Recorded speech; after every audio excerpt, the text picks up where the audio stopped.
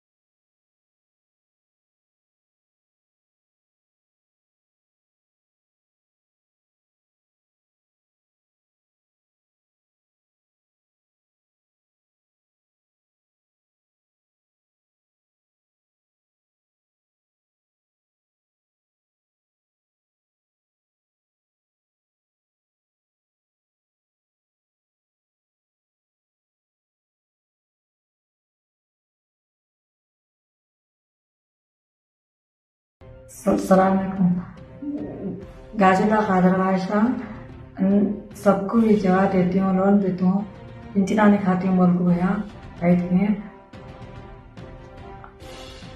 सबको ऐसा देती हूँ, करती हूँ। आप रुपा ना पहले वेला पहले रुपये मैं ऐसा आई थी, आपको ऐसा मेरा पर गलत करे, ऐसा आप और पेट दिन के ऊपर छोटे मोटे आदमी को ऐसा चलना नहीं बोल को मैं ये आपको डालती हूँ।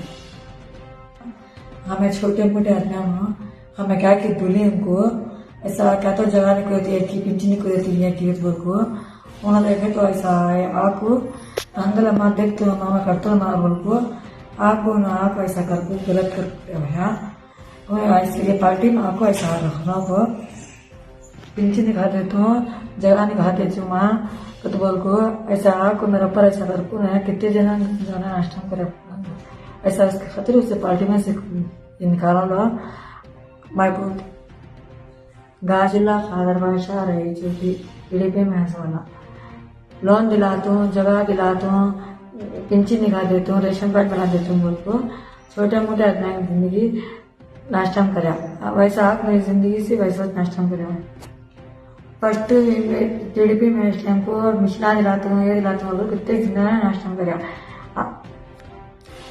तेलुगुदेशम पार्टी खादर भाषा को एक्शन लेना वैसा आप पार्टी खड़ा रखो कितने जिंदा नाश्ता में बता ऐसे आदमी को तेलुगुदेशम पार्टी में रखो।